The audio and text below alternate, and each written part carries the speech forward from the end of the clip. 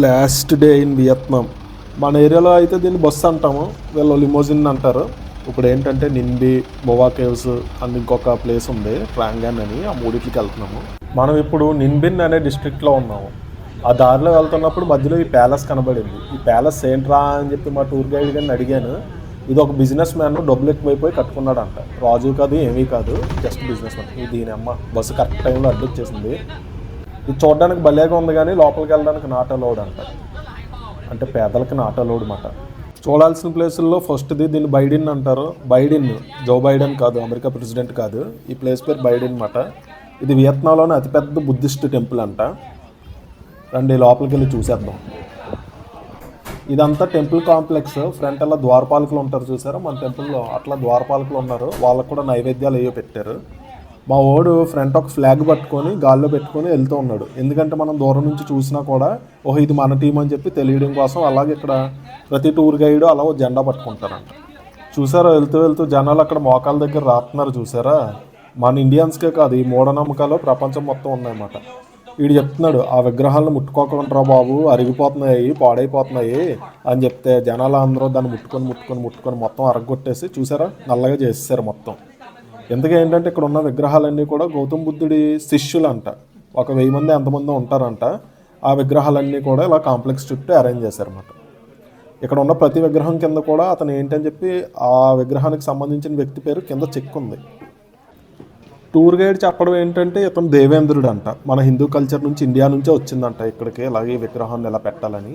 అటు సైడ్ ఇటు సైడ్ కూడా చెట్ల మించి వచ్చినట్టు 2 పెద్ద విగ్రహాలు ఉన్నాయి ద్వారపాలకుల్లాగా. అయితే ఇంకొక టూర్ గైడ్ చెప్పే విషయం ఏంటంటే ఇక్కడ చాలామంది మతం ఏమి ఉండదంట. అంటే ఏంటంటే వాళ్ళు ఎథీస్టులు, నాస్తికులు అంటారు కదా. నమ్ముకునే కొంతమంది మాత్రం గౌతమ్ బుద్ధుని నమ్ముకుంటారంట. వాళ్ళు చాలా నిష్ఠగా ఉండాలంట. అందుకే చాలామంది ఇక్కడ మతం అయ్యి పాటించడానికి వచ్చే యంగ్ జనరేషన్ ఇష్టపడట్లేదంట. ఈయన చెప్తూ కూడా ఇండియా రెఫరెన్సెస్ చాలా చెప్పాడు. మనం కర్మఫలము ఇవన్నీ అంటాం కదా, అవన్నీ కూడా వీళ్ళు కూడా నమ్ముతారంట ఇండియా రెఫరెన్సెస్ అని చెప్పాడు అతను. ఈ దేవేంద్రుడి విగ్రహం ఉన్నాడా చుట్టూరు గోల్లో ఇలాగా కొన్ని వందల గౌతమ్ బుద్ధుడి విగ్రహాలు పెట్టి ఉన్నాయన్నమాట. ఏదో సినిమాలో చూసినట్టు అరేంజ్ చేశారు. ఆ విగ్రహాలన్నీ డిఫరెంట్ షేప్లో ఉన్నాయి. అన్నీ ఒకేలాగా ఏమీ లేవు, వేరేగా ఉన్నాయన్నమాట డిఫరెంట్ పోజుల్లో. ఈ టెంపుల్ కాంపౌండ్ లెవెల్స్ కింద ఉందన్నమాట. ఇక్కడ ఒక మనకు పెద్దది కనబడుతుంది కదా ఎంట్రీ లాగా. ఇటువంటి ఎంట్రీలు 2, 3 ఉన్నాయి. ఒక దాన్ని దాటుకొని వేరే దానికి, ఒక దాన్ని దాటుకొని వేరే దానికి, అలాగా లెవెల్స్లో వెళ్ళాలన్నమాట. మనం ఇప్పుడు వరకు చూసింది దేవేంద్రుడు కదా, అలా దాటుకుంటూ చివరికి వెళ్తే చివర గౌతమ్ బుద్ధుడు ఉంటాడంట. Inside the hall, people that worshiping the statue of Shakyamuni, the master of Buddhism, right? This is recognized as the biggest statue of Shakyamuni in Asia. మనోడు ఏం చెప్తున్నాడంటే ఫైనల్ లెవెల్కి వచ్చాము, ఇక్కడ శకముని అని ఉంటాడు, ఆయన ఫాదర్ ఆఫ్ బుద్ధిజం అని చెప్తున్నాడు అనమాట. అంటే బుద్ధిజాన్ని స్థాపించింది అతనే. శకముని అంటే ఎవరో కాదు, గౌతమ్ బుద్ధుడు మాట. ఏషియాలోనే అతిపెద్ద విగ్రహం ఇక్కడ ఉందంట అయింది. చెప్పులు తీయాలా లేదా అని చెప్పి అనుకున్నాను. కొంతమంది చెప్పులు తీస్తున్నారు, కొంతమంది చెప్పులు తీయట్లేదు. నార్మల్గా వెళ్ళాము లోపలికి. వెళ్తే ఇక్కడ ఇది బంగారం తాపడం చేసినట్టు ఉంది, మరి ఒరిజినల్గా బంగారమో కాదో తెలియదు. ఇక్కడ కూడా సేమ్ సెట్టింగ్. చుట్టూరు చూసారా కొన్ని వందల వేల గౌతమ్ బుద్ధుడి విగ్రహాలు ఇందులో ఉన్నాయన్నమాట. ద్వారపాలకులు ఉన్నట్టు ఇక్కడ కూడా బయట ఉన్నారు, రకరకాల విగ్రహాలు ఉన్నట్టున్నాయి. ఎంతైనా సరే గౌతమ్ బుద్ధుడు హిందూయిజం నుంచి వచ్చిందే కదా. ఆయన గౌతమ్ బుద్ధుడు పుట్టడానికి నేపాల్లో పుట్టాడు, కానీ మన ఇండియా నుంచి వచ్చాడని చెప్తారు. మేబీ అప్పట్లో అంతా కలిపి ఒకలాగే ఉండేది కదా అప్పట్లో పరిపాలించిన టైంకి. సో ఇండియా అని చెప్పి అంటూ ఉంటారు అన్నమాట. ఈయన గౌతమ్ బుద్ధుడి విగ్రహం. ఇంతకుముందు చెప్పాను కదా, ఈ విగ్రహం ఏషియాలోనే, అంటే మన ఆసియా ఖండంలోనే అతిపెద్ద విగ్రహం ఇక్కడే ఉందంట. ఇవి మిగతా వస్తువులన్నీ కూడా ఇత్తడితోటిని చెక్కతో చేసిన వస్తువులు. ఇవన్నీ కూడా వస్తువులు అని చెప్పి అనకూడదేమో. ఈ విగ్రహాలు ఏమైతే ఉన్నాయో ఇవన్నీ ఇత్తడితోటిని చెక్కతో చెక్కినవి. చూసారా ఎంత బాగుందో. పైన అవన్నీ కూడా ఒక గోల్డ్ ప్లేటింగ్ చేసినట్టు అలా ఉండి దగదగ మెరిసిపోతూ ఉందన్నమాట లోపలంతా కూడా. గౌతమ్ బుద్ధుడు గుండు పైన స్వస్తిక చెక్కుందన్నమాట. చూసారా ఎంత షైనింగ్గా ఉందో. ఇది బంగారమో కాదో తెలియదు కానీ నేనైతే బంగారం అనుకుంటున్నాను. ఆయన అలాగా ఒక ధ్యాన ముద్రలో కూర్చొని ఉన్నాడు అన్నమాట గౌతమ్ బుద్ధుడు. గుళ్ళ దగ్గర ధ్వజస్తంభం ఉన్నట్టు దూరంగా ఒక స్తంభం కనబడుతుంది చూసారా, వాటిని పగోడా అంటారన్నమాట. వీళ్ళు శాంతి స్తూపాలని చెప్పి అలా స్థాపిస్తూ ఉంటారన్నమాట బుద్ధిజంలో. సో బుద్ధుని చూసాం కదా, ఫైనల్గా తిరిగి వెళ్తున్నాము. ఇక్కడ నుంచి మనం నెక్స్ట్ చూడాల్సిన ప్రదేశానికి బయలుదేరుతున్నాం అన్నమాట. రండి ఆ స్పాట్లన్నీ కూడా చూపిస్తాను మీకు చక్క. మనం ఇప్పుడు రెండవ పర్యాటక ప్రాంతానికి వచ్చేసాము. ఈ లిస్ట్లో ట్రాంగాన్ అంటారు. ఇందులో ఏంటంటే మనకు వియత్నాం అనగానే ఒక తలకు పెట్టుకున్న టోపీ లాంటిది గుర్తొస్తుంది కదా, అదిని పడవ ఒకటి గుర్తొస్తాయి. వాళ్ళు నడిపే వాళ్ళు ఆ టోపీ పెట్టుకుని ఆ పడవలో మనల్ని నీట్గా ఎలాగా ఒక సెలయర్లా ఉంటుంది అన్నమాట. అందులో మనల్ని ట్రిప్కి తీసుకెళ్తారు. ఇది కూడా ఒక మంచి ఎక్స్పీరియన్స్ ఇక్కడ. ఈ ఏరియాని మనం ఇంతకుముందు హలాంగ్ బే చూసాం కదా, మీరు ఆ వీడియో చూడకపోతే నేను లింక్ లాస్ట్లో పెడతాను, ఖచ్చితంగా చూడండి. అది సముద్రంలో ఉంటే సున్నపరాతి కొండలు ఇక్కడ నేల మీద ఉంటాయి అన్నమాట, సున్నపరాతి కొండలు. అందుకు దీన్ని ఈ ప్లేస్ని హలాంగ్ ఆన్ ల్యాండ్ అని కూడా అంటూ ఉంటారు. ఇప్పుడే టూర్ గైడ్ చెప్తున్నాడు, ఇక్కడ పడవలు నడిపే వాళ్ళు మోటార్ ఏమి ఉండదంట, చేతితో ఆ తెడ్డులు వేసి నడుపుతూ ఉంటారు. వీళ్ళందరూ కూడా వయసు పైబడిన వాళ్ళంట. కష్టపడి పనిచేయడానికి వీళ్ళు నిదర్శనంగా నిలుస్తూ ఉంటారు. నాకు టిప్ ఇవ్వకపోయినా పర్వాలేదు, ఈ పడవలు నడిపే వాళ్ళకి మాత్రం టిప్ ఖచ్చితంగా ఇవ్వండి అని చెప్పి టూరిస్ట్ గైడ్ రిక్వెస్ట్ చేశాడు. ఆ రిక్వెస్ట్లో తప్పేమీ లేదు, వీళ్ళ కష్టాన్ని చూస్తే మనకే ఇవ్వాలనిపిస్తుంది అన్నమాట. వీళ్ళు రోజుకి ఎన్ని ట్రిప్లు వేస్తారో తెలియదు కానీ ఇంచుమించు గంట సేపు ఎలా నడపాలంట. వీళ్ళు 4-5 రౌండ్లు వేస్తే కనుక మొత్తం పులుసు కారిపోతుంది, చాలా దూరం ఉంది. చుట్టూరు నడిపే వాళ్ళందరూ కూడా వయసు మళ్ళిన వాళ్ళేనంట. అదిగో ఇక్కడ మనకి దూరంగా కనిపించే కొండలన్నీ కూడా లైమ్ స్టోనేనంట. ఇవి కూడా పక్కనే చాలా పెరిగిపోయింది, దీనివల్ల క్లీన్ చేసి పడవల మీద మోసుకెళ్తున్నారు క్లీన్ చేసుకొని. మరి మెయింటైన్ చేయాలి కదా, వీళ్ళకి బోల్ డబ్బులు వస్తున్నాయి కదా. బోట్ రైడ్ అయిపోయింది. అమ్మో ఇంచుమించు ఒక గంట సేపు నడిపింది ఆవిడ. ఒగురుతుందన్నమాట ఆవిడ, ఎలాగా చాలా కష్టం మీద నడుపుతుంది. చూస్తే చాలా జాలేసింది. టిప్ ఇచ్చాం మంచిగానే.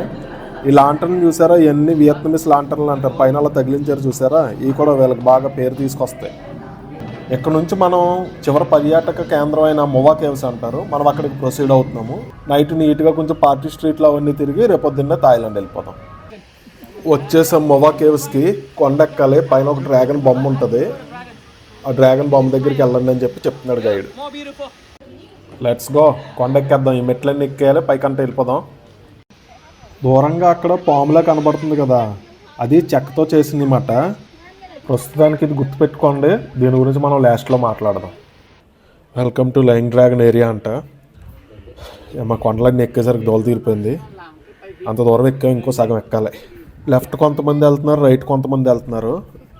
రైట్కి వెళ్తే అక్కడ పైన స్తంభంలో ఉంది, అక్కడికి వెళ్తామంట. లెఫ్ట్ వెళ్తే డ్రాగన్ దగ్గరికి వెళ్దామంట. డ్రాగన్ దగ్గరికి వెళ్ళడం కష్టం, అందుకని చెప్పి మనం డ్రాగన్ దగ్గరికే నడుచుకుంటూ వెళ్తాం. వెళ్ళమ్మా, ఈ డ్రాగన్ ఇలాగ సిమెంట్తో కట్టేసినట్టున్నారు. దీన్ని చూడడానికి కొండ అంతా ఎక్కించారు వాళ్ళు. నేను ఇక్కడ నిలబడ్డాను, జాగ్రత్త ఏం లేదు, అసలు అంతర్పక్కడే ఇష్టపడి దీనికోసం ఇంతకుముందు గుర్తుపెట్టుకొని లాస్ట్లో మాట్లాడదాం అన్నాను కదా. ఈ చెక్క పైన ఇలా దారిలో నడుచుకుంటూ వెళ్ళొచ్చు. ఆ చుట్టూరు కలవ పువ్వులు ఉంటాయి, సమ్మర్లో భలే ఉంటుంది. ఇప్పుడైతే పువ్వులు లేవు, పువ్వులు ఉన్నప్పుడు అయితే చాలా బాగుంటుంది. ఆ చెక్క మీద నీట్గా అలా నడుచుకుంటూ వెళ్తూ మంచి మంచి ఫోటోలు దిగొచ్చు అన్నమాట.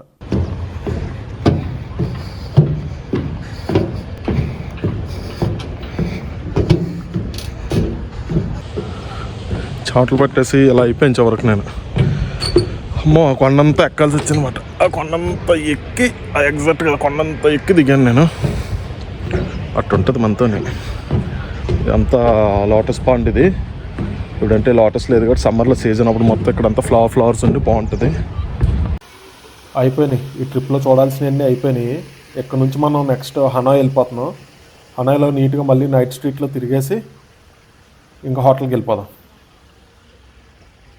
ఆల్రెడీ ఇది మనం ఫస్ట్ వీడియోలో చూసాం కదా, అందుకే మళ్ళీ ఎక్కువ కవర్ చేయట్లేదు. ఒకవేళ మీరు ఆ వీడియో చూడకపోతే కనుక లింక్ ప్రొవైడ్ చేస్తాను కింద డిస్క్రిప్షన్లో, ఆ లింక్ చెక్ చేయండి.